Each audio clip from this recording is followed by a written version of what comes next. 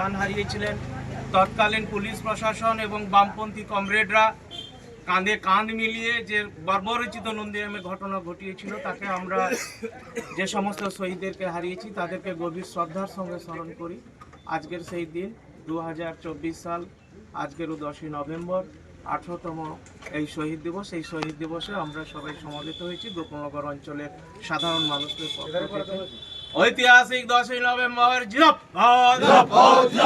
ভূমি উচ্ছেদ প্রতিরোধ কমিটি নিহত শহীদ তোমায় ভুলছি না, ভুলবো না, ভুলছি না, ভুলবো না, গোকুলনগরের সাধারণ মানুষ শহীদ তোমায় আমরা ভুলছি না, ভুলবো না, ভুলছি না, ভুলবো না।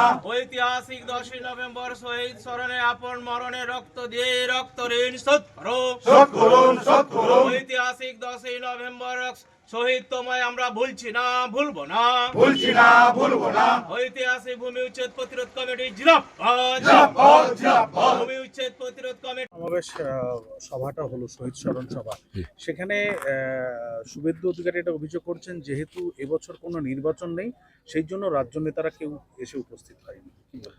শুভেন্দুর শুভেন্দু অধিকারী বলছে যে যেহেতু আপনাদের কে কটাক্ষ করে বলছে, যেহেতু নির্বাচন এখন নেই, সেহেতু তৃণমূলে কোনো রাজ্য নেতারা নেই, অন্যান্য বছর আছে। এখন একটা কথা বলি, শুভেন্দু অধিকারীর কথায় আমরা উত্তর দেওয়াটা আমাদের কাছে খুব মোটামুটি ঘৃণার পাত্র। কারণ ওকে আমরা নন্দীগ্রামের কোনো নেতৃত্ব বা কোনো অধিবাসী বলে আমরা মনে করিনি। একজন মিথ্যাবাদী, ফ্রড এবং ভণ্ডা। কারণ আপনারা জানেন যে এখন উপনির্বাচন 4 সাইডে চলছে, 4 সাইডে উপনির্বাচন চলছে। আমরা রাজ্য নেতৃত্বকে আহ্বানও করিনি। স্বাভাবিক, আমরা যেহেতু আহ্বান করিনি, সেখানে রাজ্য নেতৃত্বের আসার কোনো প্রশ্নই আসে না। এবং শুভেন্দু অধিকারীর দরকার রাজনৈতিক নেতৃত্ব ওই, জেলা নেতৃত্ব ওই, কেন্দ্রীয় নেতৃত্ব ওই, অতএব ওর পক্ষে ওই কথাটা সাজে। আর আমরা নন্দীগ্রামের মানুষ একাই 100। নন্দীগ্রামের মানুষ যখন আন্দোলন করেছিল, তখন শুভেন্দু অধিকারীও কোনো মিটিং মিছিলে আপনাদের কোনো নিউজ দেখাতে পারবেন না যে নন্দীগ্রামের আন্দোলনে ও ছিল। অতএব ওকে আমরা ঘৃণা করি। কারণ ও নন্দীগ্রামে আন্দোলনের নামে নিজেকে আজকের মানে বড় নেতা হয়ে প্রতিষ্ঠিত হয়ে আজকের বাংলাতে গিয়ে বলছে আমি একজন বড় নেতা বলে, বিজেপির কাছে মিথ্যা মিথ্যা কথা বলে, এবং মমতা ব্যানার্জিকে বলছে 26 সালে ওকে আমি মানে প্রাক্তন করে দেবো। কি লজ্জা, বেহায়া। এইসব কথা না বলে পদে থাকতে পারবে না। বিজেপি পদে লাত মারবে, দল থেকে সরিয়ে দিবে। অতএব মমতা ব্যানার্জির বিরুদ্ধে যতটা বড় বড় কথা বলবে, ততটা অমিত শাহর পায়ে ধরে পড়ে থাকবে, তখন ওর পদ থাকবে। অতএব পদের জন্য ও যত পারে বলছে। একটা কথা বলি, ও আবার বলে গেছেন এই পুলিশের জন্য আমরা তৃণমূল কংগ্রেস ক্ষমতায় আছে। আমি একটা কথা বলি, পুলিশ তো আর নির্বাচন করেনি, করেছিল সিআরপিএফ এবং তার কেন্দ্রীয় পুলিশ, সেন্ট্রাল পুলিশ নির্বাচন করেছিল।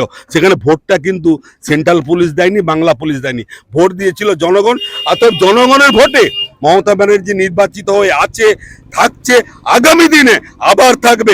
যতদিন মমতা ব্যানার্জি বেঁচে থাকবে, তৃণমূল কংগ্রেস বেঁচে থাকবে, তৃণমূল কংগ্রেস সরকারে থাকবে। এবং 2026 সালে বিজেপিকে দূরবীন দিয়েও দেখা যাবে না, এটা নিশ্চিত আপনারা রাখুন। দূরবীন দিয়েও দেখা যাবে না। কারণ এই মতো ফ্রড শুভেন্দু অধিকারী টাউট, যে নারদা সারদা কাণ্ডের কেলেঙ্কারির নায়ক, যে গোকুলনগরে 65 লাখ দুর্নীতির হেডমাস্টার, তার মতো লোক বাংলাকে পরিবর্তন করবে একটা ঘৃণ্য মানে একবার নক্কারজনক কথা ছাড়া আর অন্য কিছু না। অতএব আগামী দিনে তৃণমূল কংগ্রেস আছে, থাকছে এবং থাকবে। এবং তৃণমূল কংগ্রেস নন্দীগ্রামের রেজাল্ট 26 সালে তার প্রমাণ করে দেবে।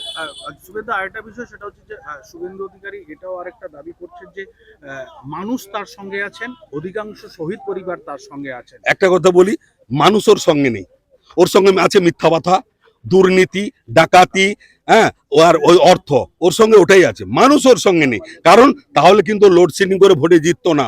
কাউন্টিং এর দিন 4 ঘন্টা লোডশেডিং করে ও তাহলে ডিএম, এসপি এবং নির্বাচনের অবজারভারকে বসিয়ে রেখে ও তাহলে ভোটে জেতার চেষ্টা করতো না। অতএব ওই কথাটা বলে লাভ নেই, ওটা গল্প কথা, মানুষ ওর মধ্যে নেই। আর শহীদ পরিবার কার সঙ্গে আছে আর কার সঙ্গে নেই।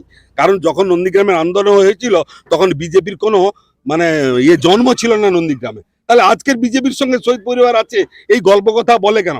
টাকা দিলে ওরকম অনেক মিথ্যা শহীদ পরিবার পাওয়া যায়, যাদের শহীদ হয়নি তাদেরকেও শহীদের আসনে বসিয়ে রেখে তা সম্বর্ধনা দেওয়া যায়। এটা শুভেন্দু অধিকারী পারে। শুভেন্দু আরেকটা বিষয়, সেটা হচ্ছে যে পঞ্চায়েত নির্বাচনের 1 বছর কয়েক মাস মাত্র পেরিয়েছে।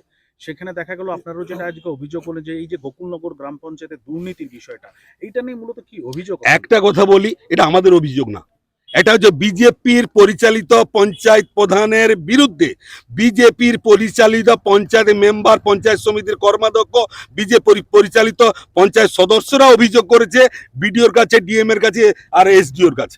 তাদের তদন্ত সাপেক্ষে 65 লক্ষ টাকা দুর্নীতি। আমরা যদি তৃণমূল কংগ্রেসের পঞ্চায়েতরা বলবে এটা রাজনীতিগতভাবে বলছে, এটা রাজনীতিগত না, বাস্তবে ডাকাতি করা হয়েছে। তার প্রমাণস্বরূপ এই বিজেপির প্রধান, আর সেই প্রধানকে মাথায় তুলে নাচাচ্ছে শুভেন্দু অধিকারী, কারণ মানি ভাগাভাগি হয়ে গেছে। অতএব তাকে রক্ষা করার জন্য শুভেন্দু চেষ্টা করছে। শুভেন্দু, আরেকটা বিষয় আপনিও বক্তব্য রাখার সময় বলছিলেন যে এই যে অশোক করণ, দেবাশিস, এরা আজকে কোথায় গেল, এবং শোনা যাচ্ছে তারা আলাদা করে এসে শহীদ বেদিতে তারা তর্পণ করবেন, কি বলবেন? ব্যাপারটা হচ্ছে না, অন্তর্দ্বন্দ্ব কিচ্ছু না। ওরা বিজেপির শুভেন্দু অধিকারী যেসব লোককে নিয়ে আজকে শহীদ বেদিতে মালা দিতে এসছে, তারা নন্দীগ্রামে 2007 সালে খুনি, তারা ধর্ষণকারী। আর সেই খুনি ধর্ষণকারীদের সঙ্গে অশোক করণ এবং দেবাশিসরা আসেনি, তাই ওরা আলাদাভাবে এসে দিয়ে যাবে। তারা তৃণমূলের লোক না, তারা বিজেপির লোক। অতএব তারা ওইসব লোকের সঙ্গে আসতে চায়নি, যেটা শুভেন্দু অধিকারীর পক্ষে সম্ভব। কারণ ও মুসলিমদের নিয়ে কাজ করেছে, এখন বলছে জিহাদি, পাকিস্তানি, বাংলাদেশ। যে মুসলিমরা শ্যামলী মান্নার মতো মহিলাকে দাহ করেছিল, আজকের ওর পক্ষে বক্তব্য রাখা সাজে। বিজেপির কি অন্তর্দ্বন্দ্ব প্রকট? বিজেপির অন্তর্দ্বন্দ্ব আজকের না, ও রাজ্যব্যাপী ক্যান্সার হয়ে গেছে। নন্দীগ্রামেও ক্যান্সার আছে, এই ক্যান্সারটা তাড়াতাড়ি মুক্ত হয়ে যাবে। আগামী দিনে বললাম না যে বিজেপিকে ছাইয়ে দিয়ে দূরবীন দিয়ে দেখতে হবে, বিজেপিকে পাবেন না আপনারা, দূরবীন দিয়ে দেখতে হবে, দেখে নেবেন।